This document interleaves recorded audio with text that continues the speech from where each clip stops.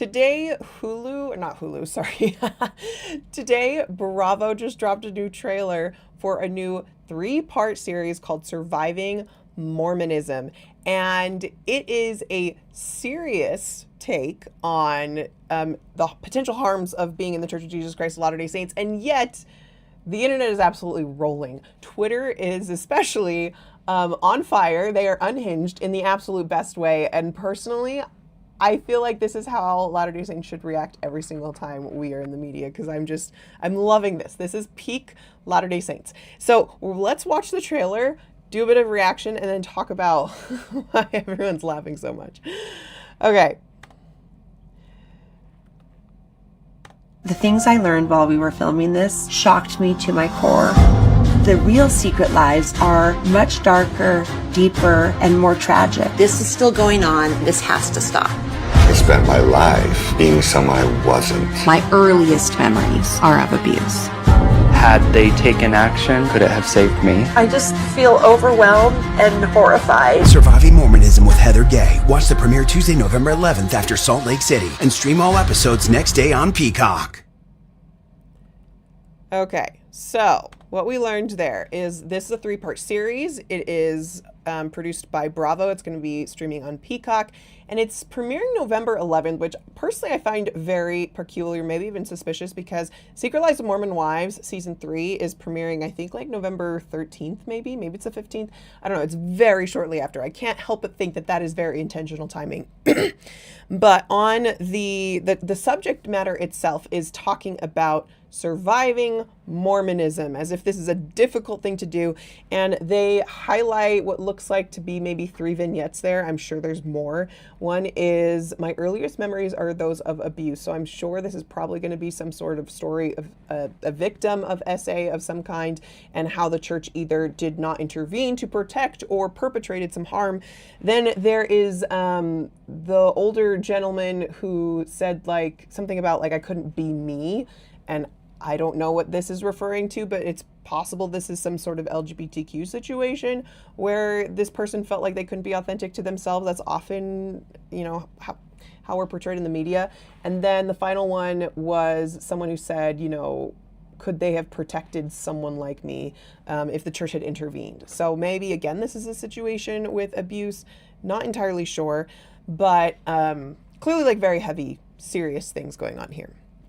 When it comes to the church being portrayed in these ways, it is so common for the media to portray it as being uniquely harmful, uniquely oppressive, uniquely a situation where this happens disproportionately, when that is categorically not the case. And I do feel like this kind of portrayal is really harmful, as Latter-day Saints are increasingly the victims of some pretty dangerous stuff. I mean, there was recently a shooting in Michigan. We've had a lot of arson attacks and vandalism against our church buildings recently.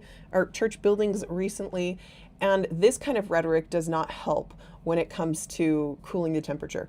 Now, has harm been done in the church? Of course. Like in any institution, there's going to be places where things weren't done the way they should have, where there were people who acted very poorly and did not live up to the standards that we uphold. But ultimately, the Church of Jesus Christ tries to be a place that is safe and tries to be a place that is welcoming of all kinds of people. Now, what is unhinged about this and what is just driving people crazy is the reaction on X, or Twitter. LDX, if you will. Now, as a brief aside, before we get into the reactions here, my name is Jasmine Rapley. I talk about Latter-day Saint content. If you like learning about the Church of Jesus Christ of Latter-day Saints, do subscribe to this channel. I admit, as a kind of like a life update, I have not been publishing a lot on this YouTube channel of late, which is why I'm live streaming now, because, I just got to do something. But the reality is I've recently launched a new podcast called Informed Saints. And this is a roundtable podcast with 2 co-hosts. One is Neil Rapley, who's my husband, a researcher, and then another researcher, Stephen Smoot, who is adjuncting at BYU right now.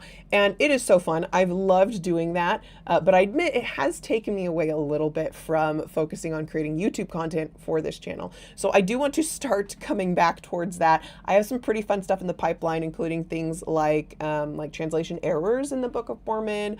I'm planning on talking about the First Vision stuff. I've got some content I want to keep doing on the temple garment, and I want to do a lot more on temple prep. That is something that is my biggest passion. I've been waiting a long time to do that. So that is some stuff in the pipeline. Do keep subscribe to the channel so you don't miss that. But now we're going to be talking about LDX. So I haven't been even on X today, but then I came home tonight after a long day. I opened LX and there is just a flood of tweets responding to surviving Mormonism in the best way. So in this, let's see here. Okay, let me share my screen. Boom. On trending, at least for my page, and I've seen this with other accounts as well.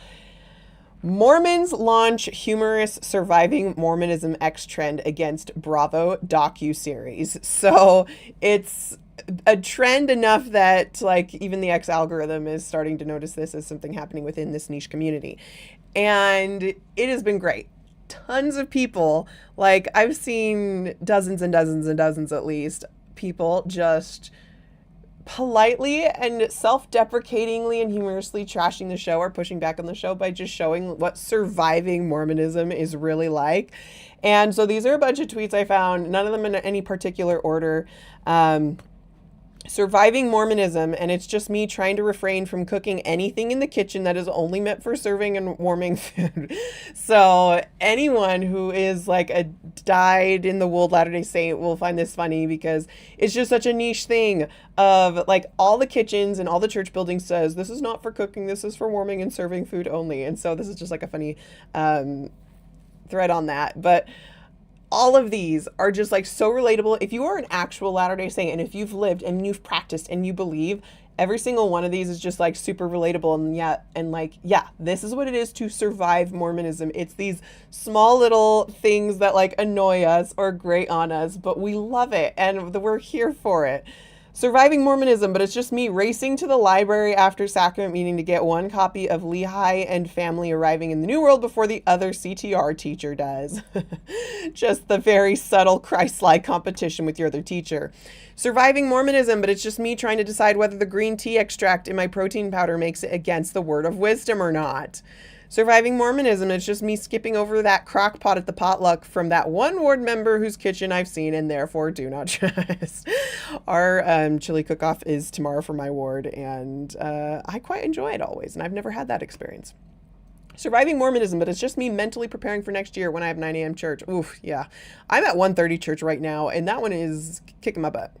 Surviving Mormonism, and it's just me trying to figure out how to make the Church of Jesus Christ of Latter-day Saints fit into my X post so that I can avoid referring to us as Mormon and still come under 280 characters. That one feels very relatable as a content creator. I mean, I want to follow the style guide of the church, but some days, especially with those X limits, it hurts. Surviving Mormonism, and it's just me in Sunday school trying to figure out which way the sign-up sheet should be going.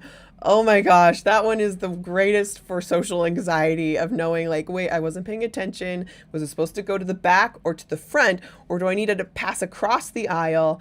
And then you always pick the wrong one and they're like, we've already got it. Surviving Mormonism, it's just me trying to carry more folding chairs in each arm than anyone else at the end of stake conference. Okay. Surviving Mormonism is just this. This is unlawful chaos, or what it's on those alignment charts. It's chaotic evil. That's what this is. At one point, I am horrified. At another, I'm very intrigued. Surviving Mormonism means having the compulsion to stack folding chairs even at non-church meetings. This is a GIF, so you can't see the animation. But Surviving Mormonism, and it's me having to judge 6 different 4-course meals prepared by the youth in our ward for their mutual activity. And it's, a girl gagging. Yeah. Surviving Mormonism, and it's me sneaking out of Sunday school the minute I hear, let's break up into groups. Yeah, relatable. Surviving Mormonism, but it's just me sitting in the cultural hall knowing that Relief Society are all on the padded chairs down the hall. I can't relate to that because I've always been on the padded chairs in Relief Society. Surviving Mormonism, and it's just me having to redo the sacrament prayer. And these things pretty much go on for a long time. Okay, this one was funny because I could Surviving Mormonism, and it's just me holding the Feed the Missionary sign-up sheet and making sure the whole Sunday school sees me check my calendar and display disappointment on my face before passing the clipboard to the next person, even though I know from the very beginning that I was never going to sign up. Oh gosh. Yeah, I wish I could say I couldn't relate, but surviving Mormonism, but it's just me feeling guilty about my ministering assignment. Yeah, that one actually is just real. Yeah, and these go on and on and on. Surviving Mormonism, and it's just me waiting until winter or cold or famine to eat meat. And this comes from the Doctrine and Covenants, section 89, which is our word of wisdom, where it counsels us on eat sparingly, except in winter, cold, or famine. And I don't know, that's just funny. Just cleaning the church bathrooms on Saturday, trying to turn up the volume loud enough to hear general conference over the kids, me sitting in fast and testimony meeting, asking the Holy Ghost to stop prodding me to give a testimony, surviving Mormonism, and it's just me having to retrieve the cart. Surviving Mormonism, it's just me trying to remember which member gets a sacrament tray with the gluten-free cracker. Oh man.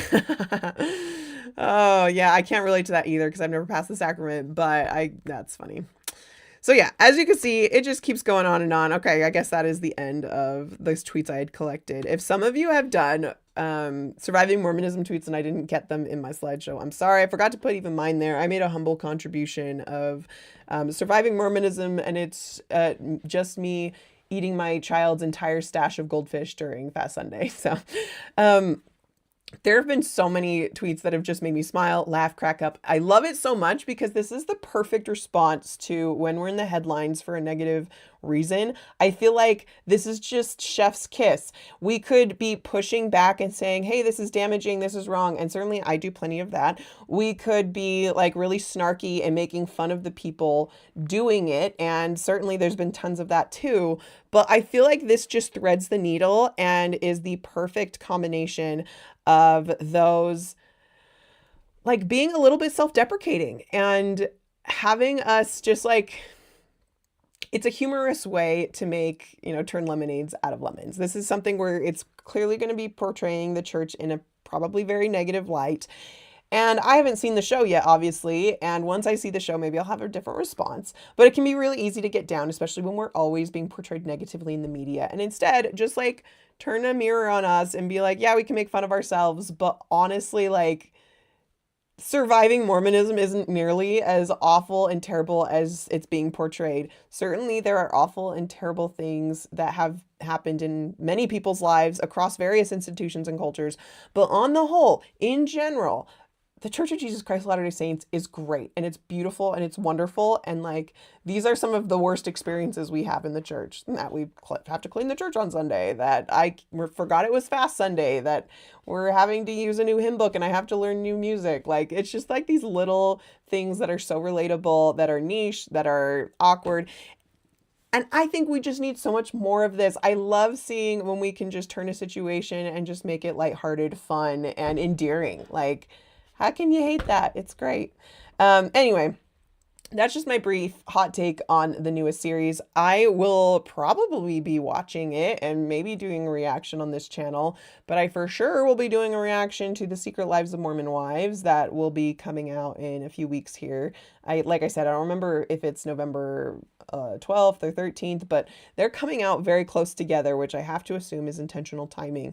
So definitely, say subscribe to this channel so you can see all those videos coming out. And let me know in the comments if you saw any more surviving Mormonism tweets that I missed that you thought were absolutely chef's kiss, and what you think of this new show. So we'll see you next time.